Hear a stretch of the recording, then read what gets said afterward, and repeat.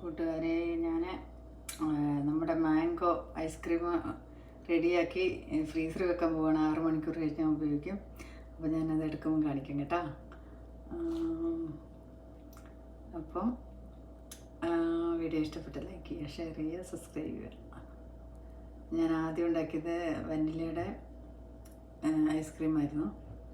Last ടൈമിൽ ഉണ്ടാക്കിയത് mango ഫ്ലേവറാണ് ഉണ്ടാക്കുന്നത്. നല്ല ഒറിജിനൽ മാംഗോൻ്റെ പൾപ്പെടുത്തിട്ട് അതിൽ 20 ആൽമണ്ട്, 20 കാഷ്നട്ട്, 20 പിസ്ത, 3 സാധനങ്ങൾ 1 കപ്പ് പഞ്ചസാര ഇട്ടാണ് അടിച്ചെടുത്ത്. ആദ്യം പണിയൊന്നുമില്ല കേട്ടോ.